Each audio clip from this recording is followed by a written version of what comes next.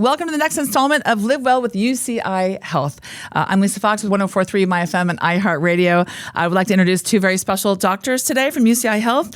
We're going to learn a lot and have some fun. First of all, Dr. Jason Samarasena, known as Dr. Sam. He's an interventional gastroenterologist and chief of the division of Gastroenterology. Exactly. Right? And Dr. Brian Smith right here, a gastrointestinal surgeon at UCI Health, right? That is correct. Okay, Thanks got the pronunciations Lisa. down. That's a good thing. Our conversation today is going to focus on the relationships between some things that we may not know, but we want to learn about. GERD, Barrett's esophagus, and to describe the minimally invasive procedures available to treat them here at UCI Health Chow Digestive Health Institute. It's a lot. It's a mouthful. It is a mouthful. And it's a gutful. I mean, so we're going to kind of dive into it all. So let's start with this. Dr. Smith, we're going to start with you. Maybe tell us a little bit about your background. And I always like to ask doctors why you chose this area. You know, when you go to medical school, there's a lot of parts of the body you can focus on, and it always fascinates me to see why you chose this. So tell us about your background, Dr. Smith, and then why you chose this as your focus. Thanks, Lisa. So I chose surgery, particularly minimally invasive surgery, because there's so many opportunities to help patients while leaving a very small footprint behind. At the time that I came out of residency training, there was a lot of advancement in minimally invasive surgery and what we were able to accomplish with really small incisions. And our ability to do big surgery through small incisions usually means patients are going home faster with less pain and a faster recovery. And we've been able to apply those techniques towards a lot of our cancer surgery, which is what we're going to focus on today, but also much of our benign surgery as well, much of which is preventative towards some of the issues we're going to talk about today. Okay, and then how many years have you been with the UCI Health? I'm approaching 2 decades here at UCI Health. Wow, 2 decades. Trained here as a fellow and was asked to stay on, and I've been here ever since. Nice. Can you top that, Dr. Sam? You know, I've also been here 2 decades. So, okay, there you go. And I've had the pleasure of working with Dr. Smith for a number of years, and you know, really happy to be here with him to do this. So yes, my name is a mouthful, and what I do is a mouthful. So I'm an interventional gastroenterologist, and so that means that I did training in internal medicine, and then went on to do a gastroenterology fellowship, and then did another year in something called interventional gastroenterology. And interventional gastroenterology really deals with a lot of sort of oncologic things, so things related to cancer, and esophageal cancer is something that I became interested in actually, and I didn't know you were going to ask me this question, so now I'm going to share a personal story. So when you apply to gastroenterology fellowship, it's very competitive, and you get some of your professors that you've worked with, some of your mentors to write you a letter. And one of my letters came from a rheumatologist that I worked with at the Long Beach VA. And she was just an amazing person, just so brilliant and so bright. She mentored so many people, and I was one of the lucky ones to kind of get to spend time with her and learn from her. And so she wrote a letter for me for gastroenterology fellowship, and you know, lo and behold, I got in. And then a few years later, when I was actually on staff here, I got a call from her saying that she couldn't swallow very well. And so me being a gastroenterologist and being a doctor, I'm sort of thinking the worst, you know, and the worst in that situation is, you know, could there be a mass in her esophagus that's obstructing her esophagus? And but I was thinking to myself, well, she's a female, so that's less likely because esophageal cancer is more common in men. You know, she's otherwise very, very healthy. She wasn't a smoker. She's a thin lady. It's like, what are the chances that she's got like reflux and then developed Barrett's esophagus and then developed an esophageal cancer? And so anybody with those sorts of symptoms, we do something called an endoscopy. And so I was the one that, you know, actually did her endoscopy, and she had a huge mass in her esophagus. Wow. And you know, as we're going to talk about, if you don't catch esophageal cancer early, you know, things don't go well. And she passed away within 6 months, and it was such a loss for so many of us, and the Long Beach VA, and you know, all of the people that, you know, she worked with, and that was, I think, a a kind of a moment in my career where I was like, you know what, we have to do better here. And so esophageal disease and esophageal cancer and coming up with minimally invasive ways to treat it, that definitely shaped my decision. Yeah, thank you for sharing that. And also, of course, I know we're going to touch on that, but also, the symptoms and signs to look for and all that stuff. So, I mean, you're here to help fix it, but then like like with her story, a little bit too late in her case. So Exactly. Yeah. Dr. Sam, what is the connection between gastroesophageal reflux, Barrett's esophagus, precancer, and esophageal cancer? That's a lot right there, just in that one question. It really is. And the medical terms are terrible. I agree. So gastroesophageal reflux, so gastro is stomach, esophagus is esophagus, reflux is basically when things are moving. And so essentially gastroesophageal reflux disease is when things are moving from the stomach up into the esophagus.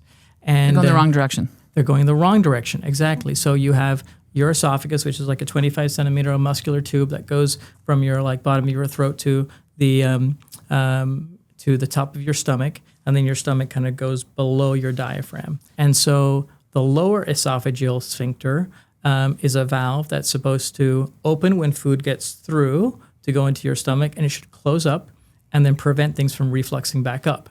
And when that valve in the bottom of your esophagus doesn't work well, and there could be a number of factors for that, but things can reflux back up. The problem is the stuff in the stomach is nasty stuff. It's hydrochloric acid, there's pancreatic enzymes, and there's something called bile that's produced by your liver that can kind of actually reflux back into your stomach from your small intestine. And all of that causes a lot of problems. It causes a lot of problems. So all of that stuff, if it touches your esophagus, which is a pretty, we'll say, sensitive organ, the esophagus doesn't like it. And so we have sort of this sort of whitish wallpaper to our esophagus. It's called the stratified squamous epithelium. And that's sort of the normal lining that we were born with. And when you have things refluxing up into your esophagus and damaging it, it can cause inflammation. And eventually the esophagus will say, you know what, I'm sick and tired of dealing with all this inflammation. I'm going to change my cell type into something that's a little bit more resistant and a little stronger. And so then the stratified squamous epithelium changes to Barrett's esophagus, which is a kind of a pinkish tissue. And the pinkish tissue, it is more resistant. It does, handle the reflux better, but it's genetically abnormal tissue. And if left in the esophagus, it has the risk of going on to developing more genetic changes, which will eventually lead to esophageal cancer. And the problem is this and whole... that's pretty much guaranteed that the cancer would be the next phase? Yeah, so it depends on... it really depends on how much Barrett's esophagus you have. Long segment disease means that you've got more than 3 centimeters of your esophagus that the wallpaper has changed to Barrett's, and short segment is less than 3 centimeters. But generally for just Barrett's, how it starts off, it's about a 0.3% per year of progression to something called high-grade dysplasia or cancer. But if your Barrett's already has something called low-grade dysplasia, which is the next step, it's sort of like a 3 to 5% chance per year. And if you have high-grade dysplasia in your Barrett's already, it's like a 10 to 30% chance a year of getting cancer. And so most people, fortunately, have the first type, which is Barrett's without dysplasia. But the problem is we'll talk about, a lot of people are walking around with this and they have no idea. I was going to say, yeah, but sorry, question, the back of the room.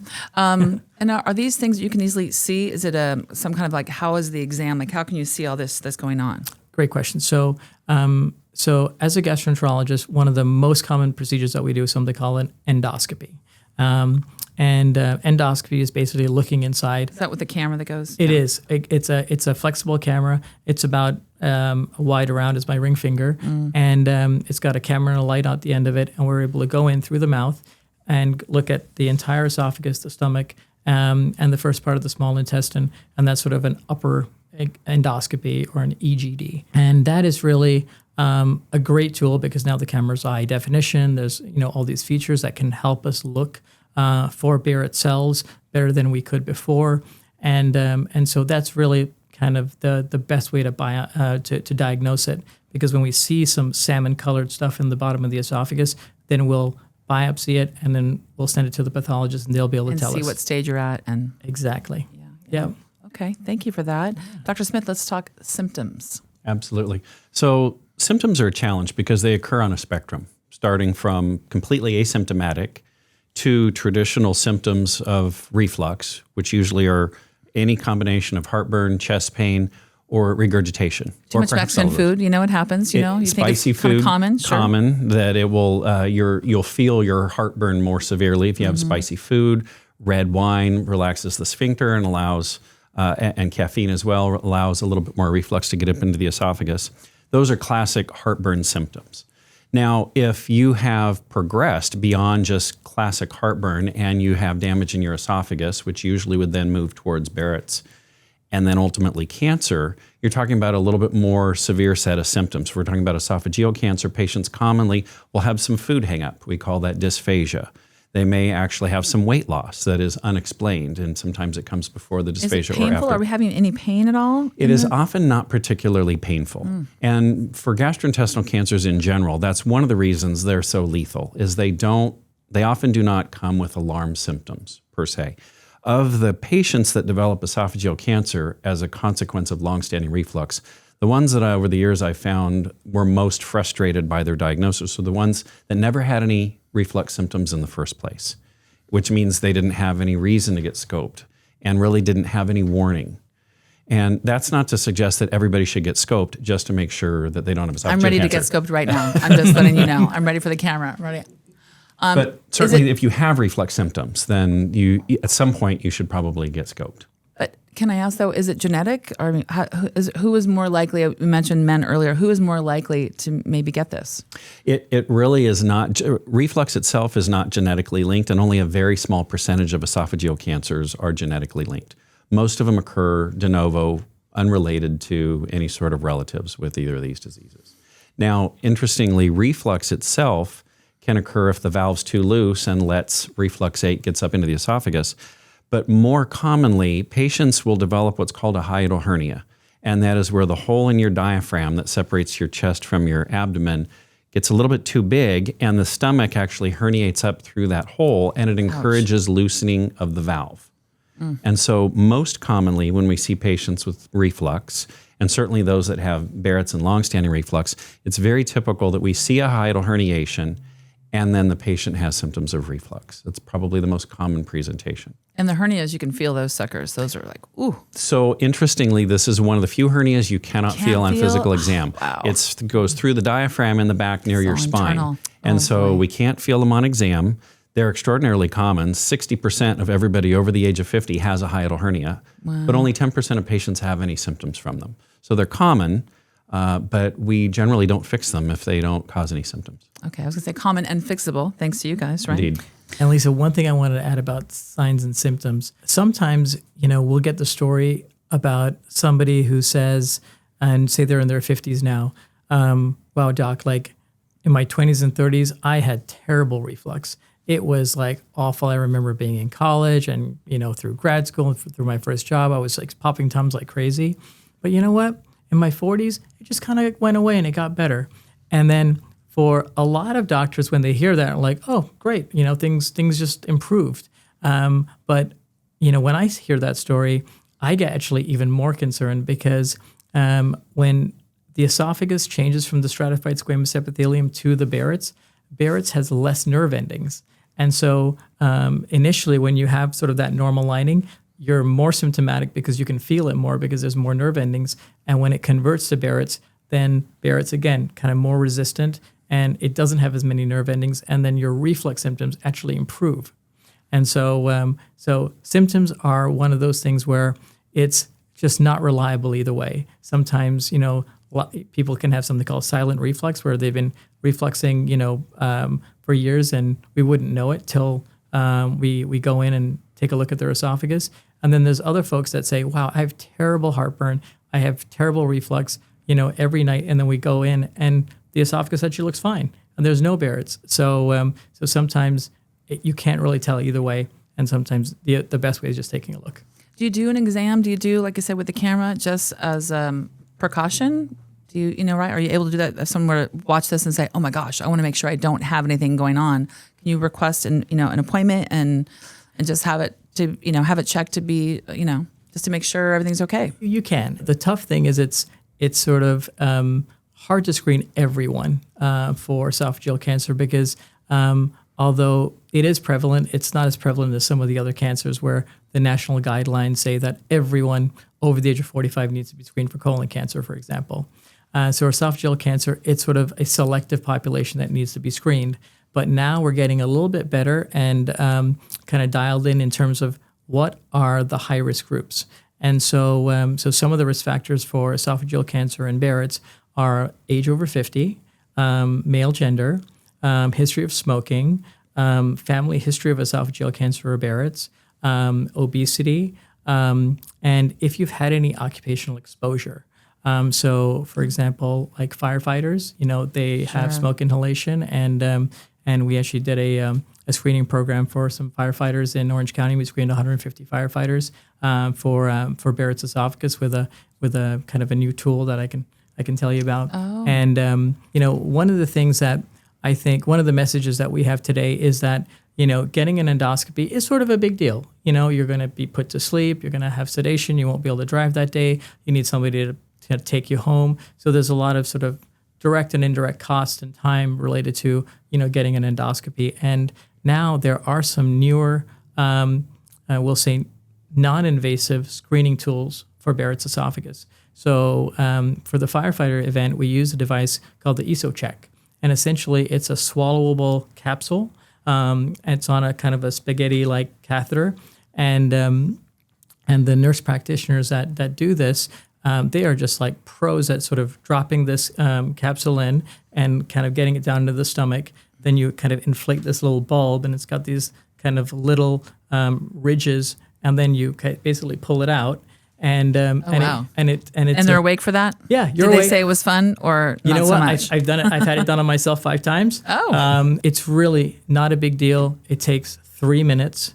And again, about having peace of mind, right? Having peace of mind. And you get tons of cells, and that can be sent for analysis with this special assay, and it can tell you if you have no Barrett's, or if you have some Barrett's, or even if you have dysplasia or cancer. So, and if that test comes back positive, then the next step is getting a routine endoscopy. Sure. Dr. Smith, why is it, do you think that it's more likely that this would happen to men than women?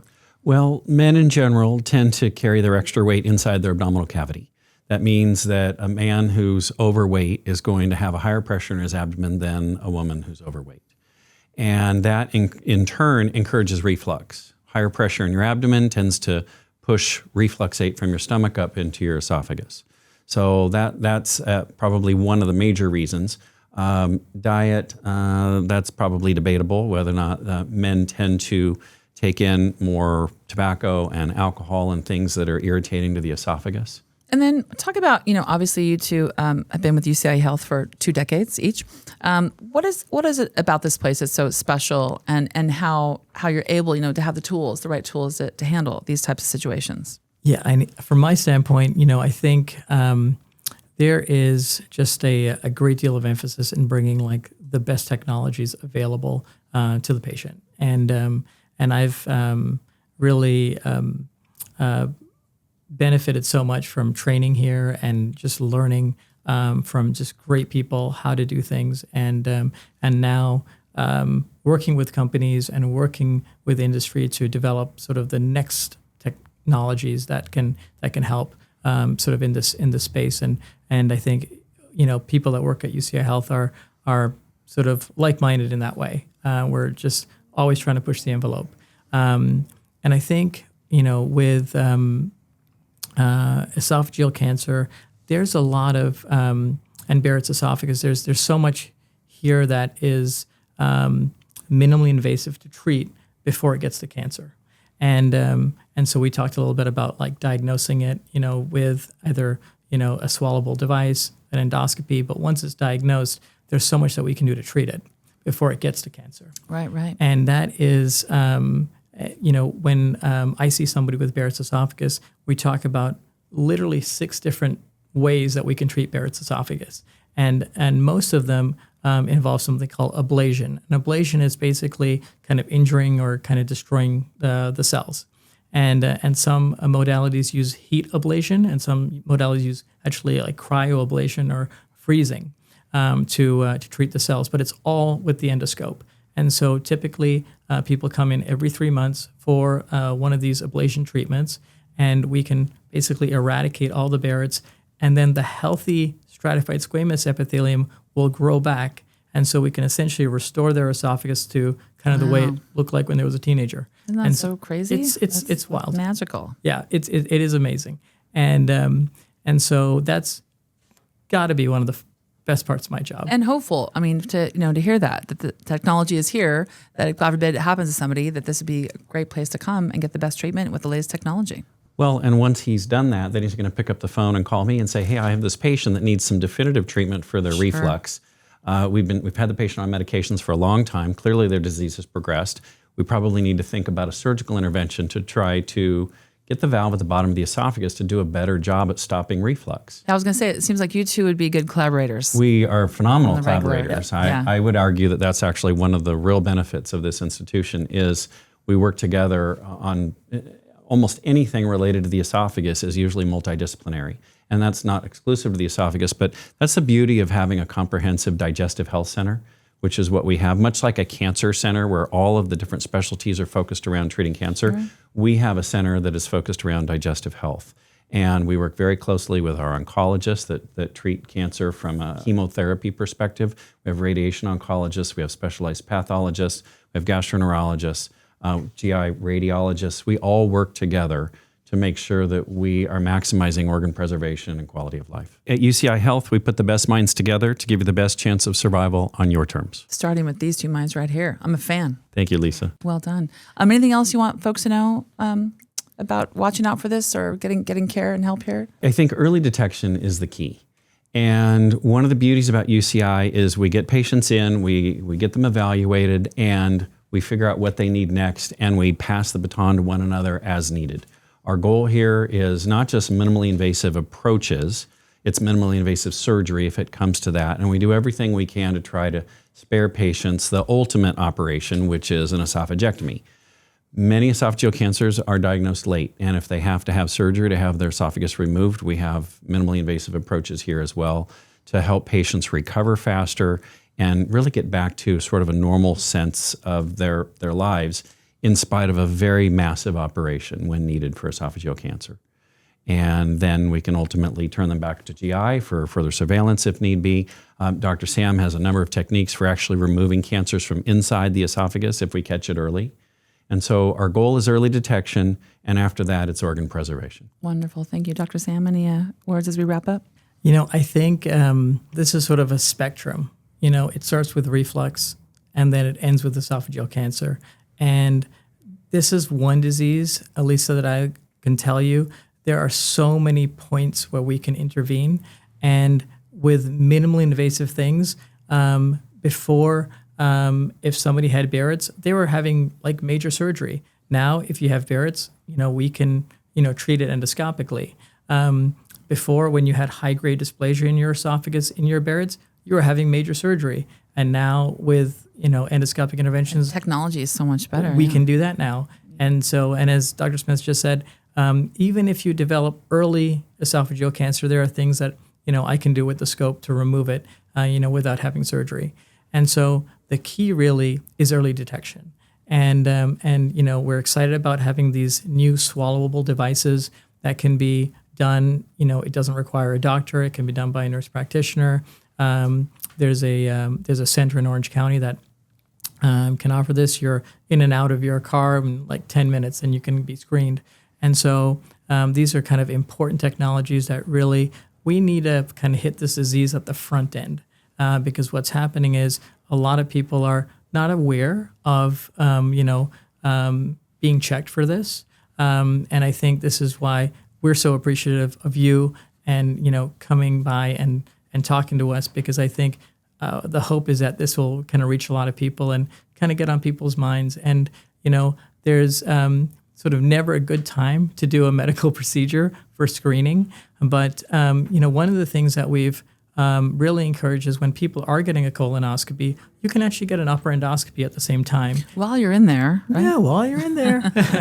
We call that a double. And that's one of the things that we're trying to get better at as a field in GI is, we're seeing all these people for screening colonoscopies, but now we're trying to encourage our GI doctors to, ask about upper symptoms. Have you had any problems swallowing? Do you have heartburn? Do you have any family history of somebody with esophageal or stomach cancer? And then if, there's anything that kind of like, that flags on some of those screening questions, okay, let's do an upper endoscopy at the same time. But everyone's busy. And if as a patient, you're going for a colonoscopy, you can say, you know what, I'm going to ask that my doctor if, I should be a good candidate for an upper endoscopy, because honestly, there's been countless times where somebody has had a colonoscopy and then their GI doctor said, hey, let's just do an upper endoscopy just to check things. And they found it by accident. And they found it.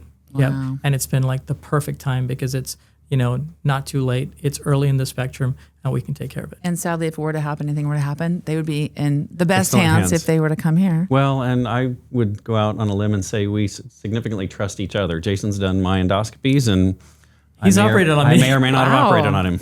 Well, thank you so much it's just a wealth of information. And like you said, it's important to share it. So it's kind of on people's radars.